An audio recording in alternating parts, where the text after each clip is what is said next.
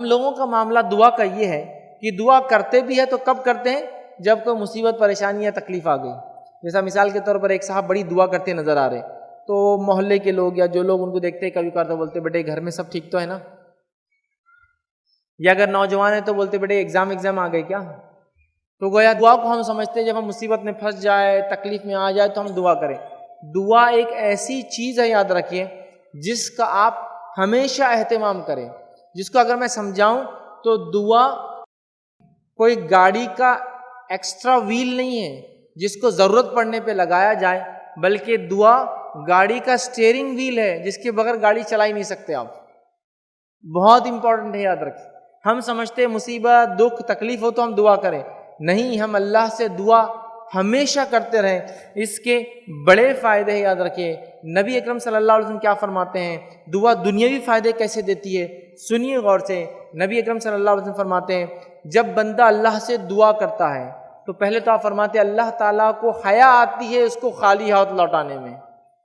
اللہ تعالیٰ کو شرم آتی ہے کہ میرا بندہ مجھ سے مانگ رہا، میں کیسے اس کو خالی ہاتھ لوٹاؤں. ٹھیک ہے. دوسری روایت کے اندر فرماتے ہیں جب بندہ اللہ سے دعا کرتا ہے جس میں کوئی ظلم یا خطا رحمی، رشتے توڑنے کی اگر بات نہ ہو، تو اللہ تین میں سے کوئی ایک چیز اس کی قبول کر لیتا. تین میں سے کوئی ایک شکل میں دعا قبول ہو جاتی ہے.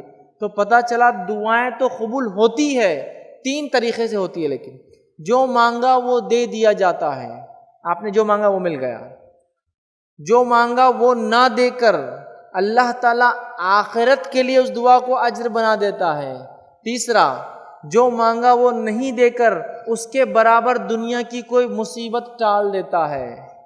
یہ دنیا کا فائدہ، مصیبت کا ٹلنا. آخرت کا فائدہ، وہ اجر ملے گا. اور آخرت میں کتنا اجر ملے گا کہ بندہ اپنے اعمال کو جب دیکھیں گا اور اس میں کچھ اعمال دیکھیں گا جو اس نے کیے نہیں تھے لیکن اجر شامل ہوں گا، وہ کہیں گا اللہ یہ اجر کس کا ہے؟ اسے بتایا جائیں گا یہ تیری دعائیں تھی جو قبول نہیں ہوئی.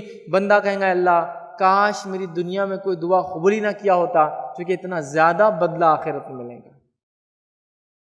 لیکن دنیاوی فائدہ کیا ہے؟ مصیبتیں ٹل جاتی ہے. کس کے برابر؟ جو مانگی گئی دعا اس کے برابر اگر وہ قبول نہ ہو تو مصیبت ٹال دیتا اللہ تعالیٰ. تو دعاؤں کا خاص طور سے اہتمام کریں. ہمارے پاس لوگ سمجھتے ہیں کہ اللہ تعالیٰ کچھ مخصوص لوگوں کی صرف دعا سنتا ہے. ایسا نہیں ہے. اللہ تعالیٰ سب کی سنتا ہے. قبول تین شکلوں میں کرتا ہے. جو مانگا وہ دے دیتا ہے. حدیث میں کہیں بھی نہیں نیک لوگ جب دعا کرتے تین ہوتا ہے. نہیں، جو مانگا وہ دے دیتا ہے اس کا بندہ جب مانگتا ہے. اس دعا کو آخرت کے لیے رکھ دیتا ہے. اور تیسرا، اس دعا کے بدلے دنیا میں کوئی اتنی مصیبت ٹال دیتا ہے.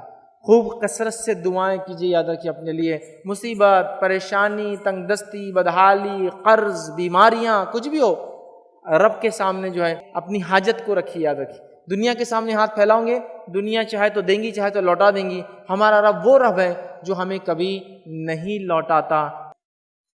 تو ہمیں دعائیں کرنا چاہیے.